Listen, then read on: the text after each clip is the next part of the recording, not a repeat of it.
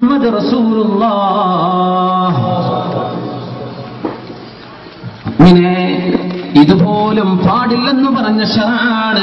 അല്ലാഹുവിന്റെ റസൂലെങ്ങാനും നിന്റെ വാട്സപ്പിൽ കിടക്കുന്ന ഫോട്ടോകൾ കണ്ടാൽ എന്ത് പറയും? എന്റെ റസൂലിന്റെ കൂടെ ഇരിക്കുന്നുണ്ടെങ്കിൽ ഒരു സാധനം പറ്റുമോ ഇല്ലയോ എന്നറിയാൻ ഇത് മാത്രം മതി. അതിന്റെ മരുന്നാണ് ഞാൻ പറയുന്നത്.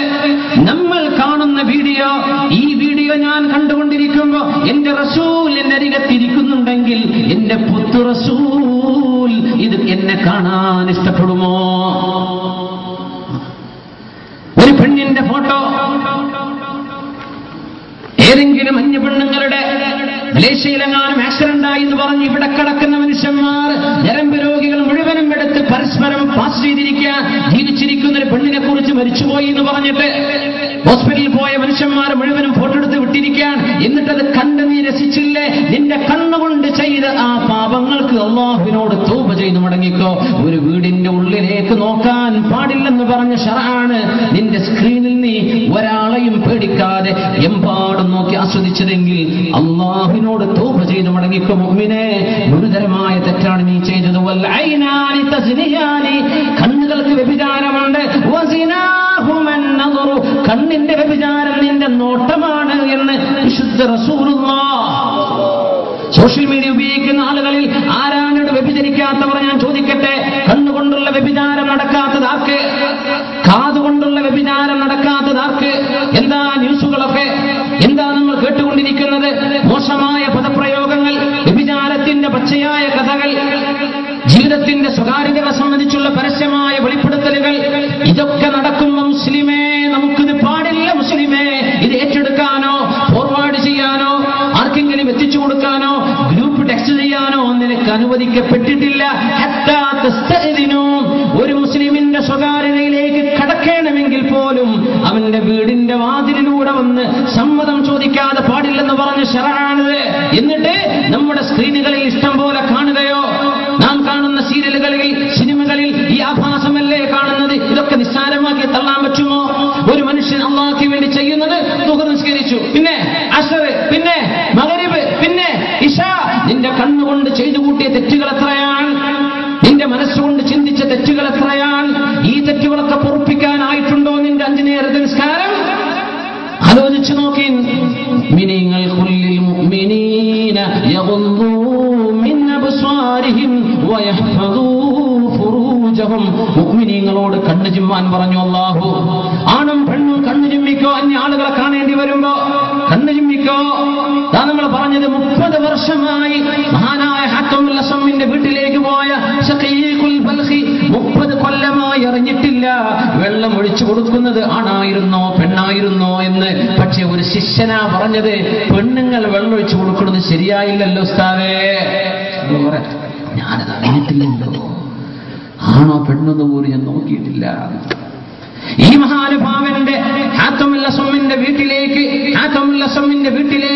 30 വർഷമായി കടന്നു വന്ന മഹാനായ ശഖീഖുൽ ബൽഖി റളിയല്ലാഹു അൻഹു അന്നൊരിക്കൽ വീടിന്റെ വാതിൽ മുട്ടുമ്പോ വസ്ത്രം മാറിക്കൊണ്ടിരിക്കുന്ന മഹാനായ ഹാത്തമുൽ അസ്വം ചോദിച്ചു വീട്ടുകാരോട്, ആ വാതിലൊന്ന് തുറന്നു നോക്കി, ആരാണ് അവിടെ വന്നതെന്ന്, ആരാണ് വന്നതെന്ന് നോക്കി. ഒന്ന് വാതിൽക്ക് നോക്കി, ആരാ വന്നത്? വീട്ടുകാര് വാതിലിന്റെ പഴുതിലൂടെ നോക്കുമ്പോൾ അത് മഹാനായ ശഖീഖുൽ ബൽഖിയാണ്. അവര് പറഞ്ഞു, സാഹിബുകൽ അഅമാ, നിങ്ങളുടെ കണ്ണ് കാണാത്ത അന്ധനായ സുഹൃത്തില്ലേ, ആ സുഹൃത്താണ് വന്നത്. 30 വർഷമായി വീട്ടിൽ വരുന്നൊരു സുഹൃത്തിനെ കുറിച്ച് വീട്ടുകാരെ മനസ്സിലാക്കിയത് അഅമാ, കണ്ണ് കാണാത്ത ആൾ. എന്തേ? വീട്ടിന്റെ പെണ്ണുങ്ങളോട് അവൻ സംസാരിച്ചിട്ടില്ല, വീട്ടിലെ പെണ്ണുങ്ങളോട് അവരുടെ മുഖത്തേക്ക് നോക്കിയില്ല. മഹാനായ ശഖീഖുൽ ബൽഖി, മുഅ്മിനീങ്ങൾ ഇങ്ങനെയാണ്. വീട്ടുകാർ വിചാരിച്ചു കണ്ണ് കാണാത്ത ആളാണെന്ന്. പെരുന്നാൾ നിസ്കാരം കഴിഞ്ഞു പോകുമ്പോ ആണുങ്ങളും പെണ്ണുങ്ങളും ഒരുമിച്ച് നടന്നു പോകുന്ന ഘട്ടമുണ്ടായപ്പോ അവിടെ താഴേക്ക് നോക്കി കണ്ണു ചിമ്മി നടന്നിട്ട് കാണുന്നവർ വിചാരിച്ചു അന്ധനാണെന്ന്. അവർ അല്ലാഹുവിനോട് കാവൽ ചോദിച്ചു, മിനൽ അമാ, റബ്ബേ, ഒരു കണ്ണു പൊട്ടനെ നീ ഉണ്ടാക്കിയ പോലെ ഞങ്ങളുടെ കണ്ണുകളെ പൊട്ടിച്ചു കളയല്ല റബ്ബേ. ഇത് കണ്ണുപൊട്ടനായിരുന്നില്ല, അത് അല്ലാഹു മഈ, അല്ലാഹു നാദിരി, അല്ലാഹു ഷാഹിദി, അല്ലാഹു എന്റെ കൂടെയുണ്ട്.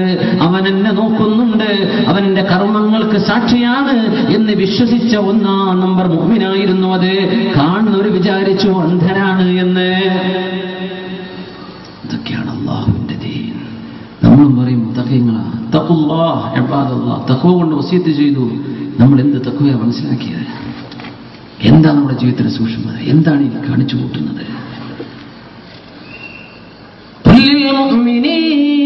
മുഅ്മിനീങ്ങളോട് പറയണം, യഗുദ്ദൂ മിൻ അബ്സാരിഹിം വയഹ്ഫദൂ ഫുറൂജഹും ഇന്നല്ലാഹ ഖബീറുൻ ബിമാ യസ്നഊൻ. നിങ്ങൾ ചെയ്യുന്നതൊക്കെ അല്ലാഹു അറിയുന്നുണ്ട് കേട്ടോ. നിങ്ങൾ ചെയ്യുന്നത് അല്ലാഹു അറിയുന്നുണ്ട്. കണ്ണുകൾ ചിമ്മണം, ശരീരത്തെ സൂക്ഷിക്കണം. കണ്ണ് ചിമ്മാതെ ശരീരത്തെ സൂക്ഷിക്കാൻ കഴിയില്ലെന്ന് പഠിപ്പിക്കുകയാണ് അല്ലാഹുവിന്റെ വാക്കുകൾ. ആദ്യം പറഞ്ഞത് വ്യഭിചരിക്കരുതെന്നല്ല, ആദ്യം പറഞ്ഞത് കണ്ണ് ചിമ്മ്, പിന്നെ പറഞ്ഞ് വ്യഭിചരിക്കല്ല. കണ്ണ് ചിമ്മാത്തവന് വ്യഭിചരിക്കാതിരിക്കാൻ പറ്റൂല. കണ്ണിലൂടെയാണ് തിന്മ ഹൃദയത്തിലേക്ക് വരുന്നത്. കണ്ണിനെ സൂക്ഷിക്കാത്തവന് അതിനപ്പുറത്തേക്ക് സൂക്ഷിക്കാൻ കഴിയില്ല. കോളേജിൽ പഠിക്കുന്ന കുട്ടി നിന്റെ സഹപാഠിയാണെന്ന് പറഞ്ഞ് നിനക്ക് വർത്തമാനം പറയാൻ പറ്റില്ല മോളെ. നീ പഠിക്കാൻ പോകുന്നത് പഠിച്ചിട്ട് വീട്ടിലേക്ക് അച്ചടക്കത്തോടെ തിരിച്ചു വന്നേക്കണം. കോളേജിലോ യൂണിവേഴ്സിറ്റിയിലോ ഗ്രാജുവേഷനോ പോസ്റ്റ് ഗ്രാജുവേഷനോ പഠിക്കുന്ന ചെറുപ്പക്കാരെ, നിങ്ങളുടെ ക്ലാസ് റൂമിലുള്ള മറ്റു പെൺകുട്ടികളോട് നിങ്ങൾക്ക് സംസാരിക്കൽ ഹറാമാണ്. നിങ്ങൾക്കത് ഹറാമാണ്, ഗുരുതരമായ തെറ്റാണ് നിങ്ങൾ ചെയ്യുന്നത്. ഇതാരും പറഞ്ഞു തന്നിട്ടില്ലെങ്കിൽ ഇപ്പോഴെങ്കിലും മനസ്സിലാക്കിക്കോ, തെറ്റാണ് നിങ്ങൾ ആ ചെയ്യുന്നത്. ഒരു പ്രാവശ്യം സ്കൂളിൽ പോയി വരുമ്പോഴേക്കും കോളേജിൽ പോയി വരുമ്പോഴേക്കും എത്ര തെറ്റുകളുടെ പാപത്തിന്റെ ഭാരവുമായിട്ടാണാവോ നമ്മൾ തിരിച്ചു വരുന്നത്. നിങ്ങളാരും ഒരു അന്യ പെണ്ണിന്റെ കൂടെ ഇരിക്കാൻ പാടില്ല, ഒറ്റക്കാവാൻ പാടില്ലെന്ന് പരിശുദ്ധ റസൂലുള്ളാഹി സ്വല്ലല്ലാഹു അലൈഹി വസല്ലം. ലഅൻ യുസാഹിമ അഹദുകും ഖിൻസീറൻ മുതലത്തിഖൻ ബിഹമഅത്തിൻ ഖൈറുൻ ലഹു മിൻ അൻ യുസാഹിമ ഇംറഅതൻ ലാ തഹില്ലു ലഹു. ഹദീസിന്റെ അർത്ഥം